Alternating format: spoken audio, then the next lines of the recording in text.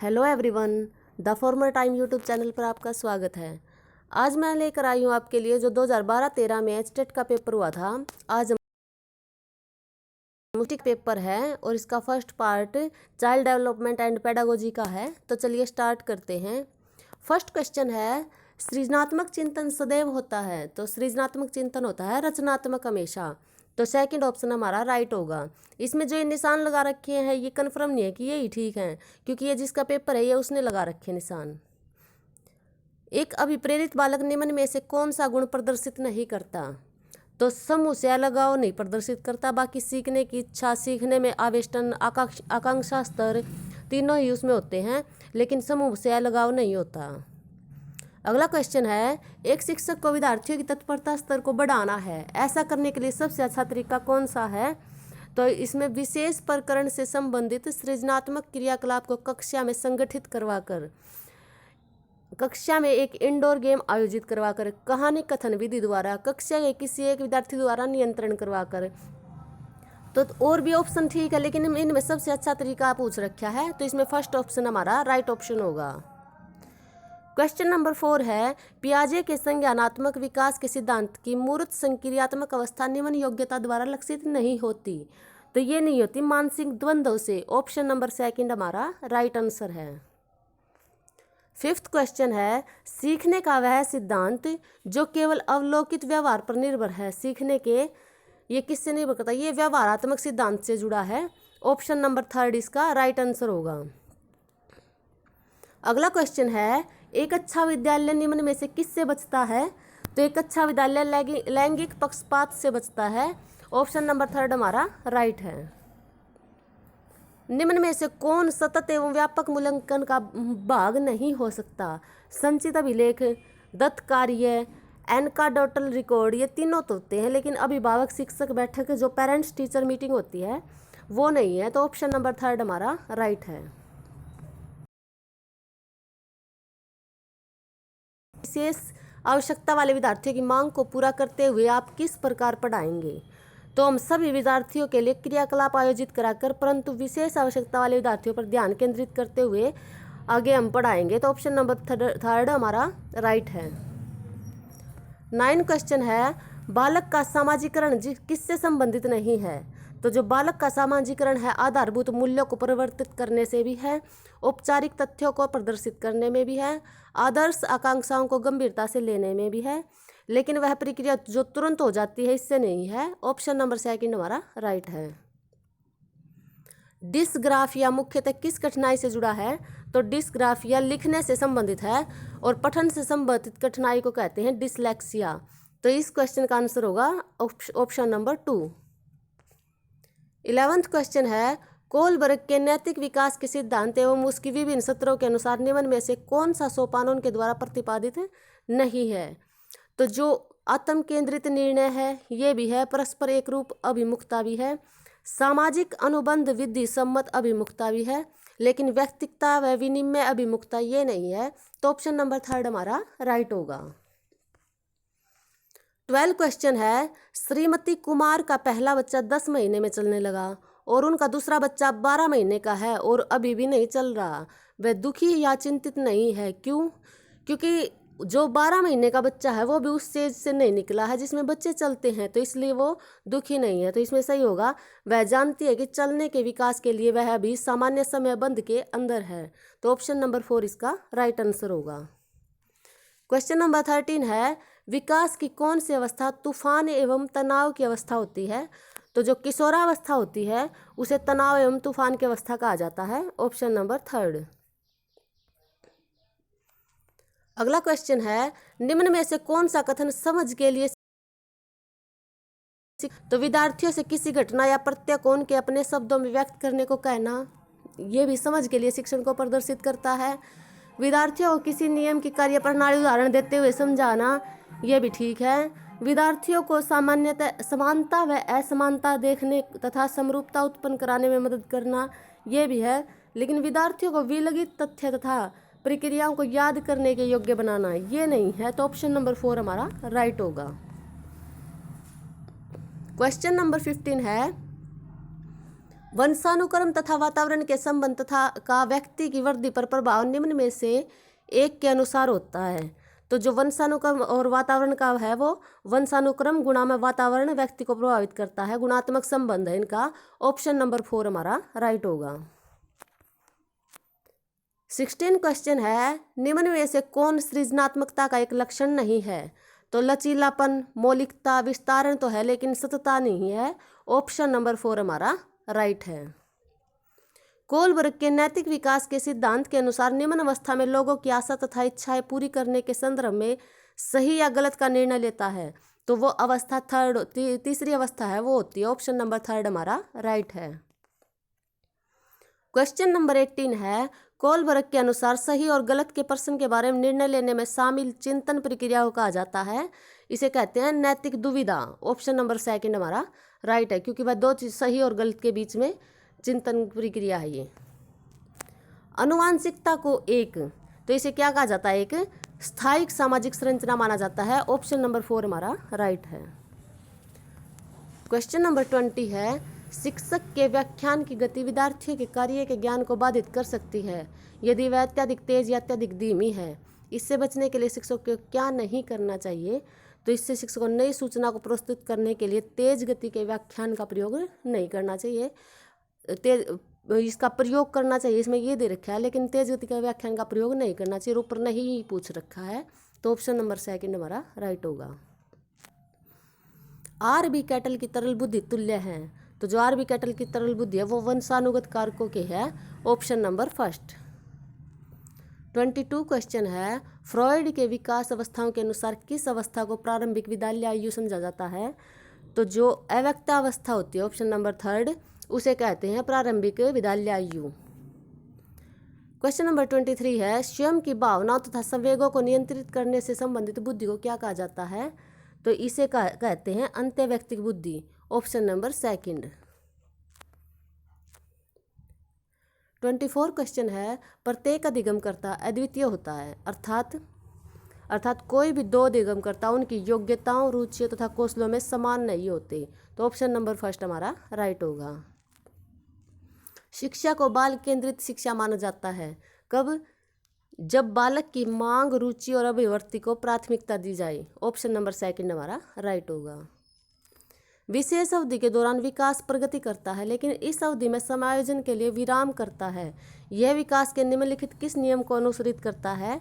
तो यह करता है चक्राकार प्रगति का सिद्धांत। ऑप्शन नंबर 3 इस क्वेश्चन का सही आंसर होगा। अगला क्वेश्चन है 27, यदि एक विद्यार्थी कक्षा में निश्चित लक्ष्य को प्राप्त करने में असफल होता है तो यह प्रदर्शित करता है विद्यालय की असफलता। Option number 3। एक विद्यार्थी गुणन के सवालों को हल करना सीखता है, वह अपने जोड़ के पूर्व ज्ञान का प्रयोग करता है। इस प्रकार के अधिगम अंतरण को क्या कहा जाता है? तो इसे कहते हैं उद्भव अंतरण। मतलब उसने जोड़ पहले सीखा था लेकिन गुणा के सवाल में भी जोड़ आता है, तो इसे उद्भव अंतरण कहा जाता है। Option number 3। वे सभी क्रियाकलाप जो शिक्षक व शिक्षार्थी द्वारा स्वयं को आकलित करने के लिए किए जाते हैं, जो एक प्रतिपुष्टि के रूप में शिक्षण व अधिगम क्रियाकलापों को सुधारने हेतु सूचना प्रदान करते हैं, उसे क्या कहा जाता है? तो उसे कहते हैं आकलन। ऑप्शन नंबर 2 इस क्वेश्चन का सही आंसर है। शिक्षा में समावेशन का अर्थ है तो सभी विद्यार्थियों को शिक्षा की मुख्य धारा प्रणाली में स्वीकारना, लड़के लड़की, मंदबुद्धि, शारीरिक अयोग्य, मानसिक अयोग्य, सबको एक साथ शिक्षा देना शिक्षा में समावेशन कहा जाता है। तो इस क्वेश्चन का सही आंसर है ऑप्शन नंबर 4। तो इसके साथ ही साइकोलॉजी के क्वेश्चन ये 30 कंप्लीट होते हैं। अगला पार्ट इंग्लिश का है, तो चलिए स्टार्ट करते हैं इंग्लिश का। 31 क्वेश्चन है, to understand it is one thing, to teach it is quite another. तो ये समझना एक चीज़ है लेकिन टीच करना अलग चीज़ है, तो अनदर आएगा यहाँ ऑप्शन में। Option number 1। It has been 2 years since I last सा यू, तो ऑप्शन नंबर 2 में सिंस आएगा। ऑप्शन नंबर 2 इसका राइट आंसर है। I don't allow anybody to smoke in my house, तो ऑप्शन नंबर 3 हमारा राइट होगा। The game should be finished by now, तो इसमें ये शुड है, ये क्या है? ये प्रोबेबिलिटी है। Option the game should be finished by now, तो ये प्रेडिक्शन है कि ऑप्शन नंबर 4 हमारा राइट होगा। ये फर्स्ट इसने पेपर वाले ने लगा रखा है, ये गलत है। His father is the chairman, तो इसमें क्या आएगा, ये द चेयरमैन क्या है, सब्जेक्ट कंप्लीमेंट है, option number second right answer है। अगले क्वेश्चन में पैसेज दे रखा है और पैसेज के उस पे क्वेश्चन है 36 से 45 तक। तो 36 क्वेश्चन है। अगर इसका पैसेज पढ़ना तो इसमें लिंक में डिस्क्रिप्शन में लिंक दिया है पीडीएफ का, आप वहाँ से इसकी पीडीएफ देख सकते हैं। तो 36 क्वेश्चन है, which of the following is one of the point weakening the argument to prevent entry of foreign media. तो इसमें आएगा the threat being voiced by those whose business will be harmed by such an entry. तो option number 4 हमारा right होगा। Which of the following has been the major recommendation regarding the entry of foreign media. तो allow entry treating them as on पर with domestic media. तो option number second हमारा right होगा। 38 question है, which of the following means without let. तो इसका है without restriction, option number second. Which of the following means at loggerheads as used in the passage. तो है opposite to each other, option number 1 right answer होगा। 40 question है, why should the entry of foreign media harm local interest. तो they are better equipped managerially and technologically. तो option number 4 हमारा right होगा। In the controversy involving two principle regarding allowing foreign media, which of the following preserve culture. Option number second हमारा right होगा। Which of the following will be the impact of increasing competition. तो it will improve Indian newspaper and television. तो option number 1 हमारा इसमें right होगा। A country has been cited as having succeeded in protecting which of the following. तो इसमें आएगा none of these, news agency, television, get. तो इसमें none of these आएगा, ऑप्शन नंबर 4 राइट होगा। 44 क्वेश्चन है, according to the passage which media in particular promote western interest. तो जो अमेरिकन है वो इसको वेस्टर्न इंटरेस्ट को प्रमोट कर रहा है। तो ऑप्शन नंबर 3 हमारा राइट होगा। अगला क्वेश्चन है, which of the following seem to be the most likely purpose of writing this passage. तो इस मतलब पैसेज का क्या है इसका, तो ये है to highlight the step and question to be taken about the entry of foreign media. तो ऑप्शन नंबर 4 इसका राइट आंसर है। A figure with more than 4 angle और साइड इज कॉल्ड। तो इसे कहते हैं पॉलीगॉन। ऑप्शन नंबर 1 हमारा right होगा, जिसमें 4 एंगल होते हैं। ए जज must always be perfectly in every way fair. तो इसमें क्या है, to perfectly in every way, ये स्क्रपल्सली है। ऑप्शन नंबर 1 हमारा राइट है। Present day Indian urban society is labelled wanting to gain thing for itself. तो ये क्या है, ये एक्यूजिटिव है। ऑप्शन नंबर 3 हमारा राइट होगा इसका। आगे ये एक सेंटेंस दे रखा है और जोन से में कमी है वो बताना है। There is no doubt that the Pacific is the largest of all other ocean. तो ऑप्शन नंबर 4 गलत है, इसमें हमारा राइट आंसर होगा ऑप्शन नंबर 4। 49 क्वेश्चन हो चुका है। अगला क्वेश्चन है 50। With a lot of persuasion the villager agreed to participate in the family welfare programme. तो इसमें फर्स्ट क्वेश्चन गलत है, first part with a lot of परजुएशन।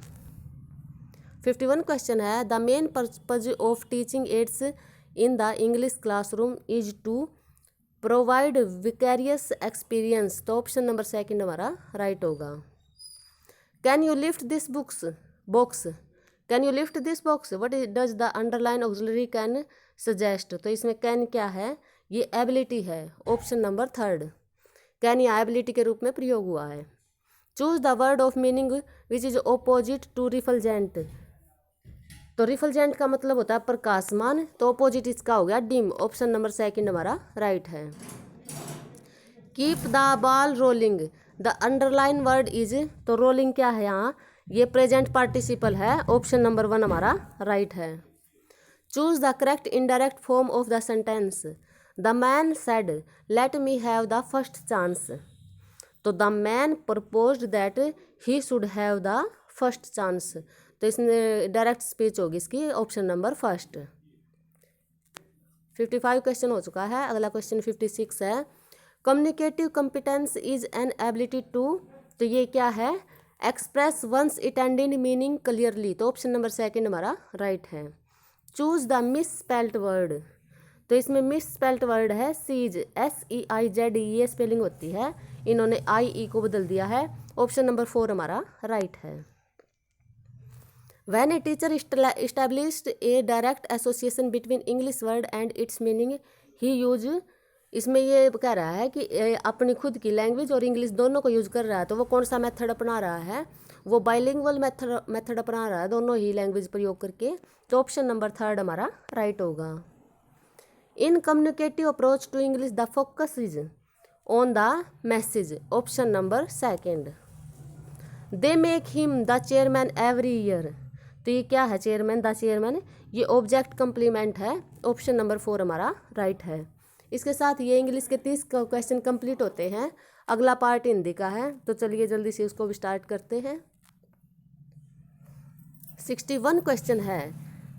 कार्य करने के बाद उसके बारे में जांच करना अर्थ वाली कहावत है, तो इसके है पानी पीकर जाति पूछे, मतलब पहले पानी पी लिया और फिर बाद में ये जाति पूछ रहे हैं, तो ऑप्शन नंबर सेकंड हमारा राइट है।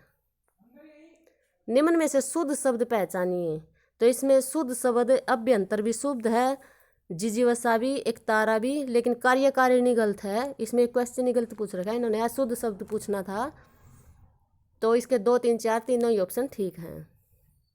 भाषा शिक्षक ने कक्ष में व्यक्ति विशेष की आकृति, वेशभूषा, मुद्रा, चेष्टा, स्वभाव, सौंदर्य आदि का वर्णन किया है। शिक्षक किस विधा का शिक्षण करा रहा है, तो ये करा रहा है रेखा चित्र का, ऑप्शन नंबर 3। गद्य शिक्षण का मूल उद्देश्य क्या है, तो इसका मूल उद्देश्य है भाषा ज्ञान, ऑप्शन नंबर 1 हमारा राइट होगा। निम्न में से महाप्राण वर्ण है, तो जो थ वर्ण है वो महाप्राण है, ऑप्शन नंबर 3। अगला ये पैसेज दिया हुआ है,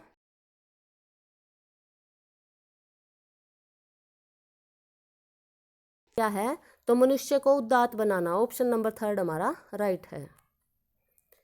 67 क्वेश्चन है।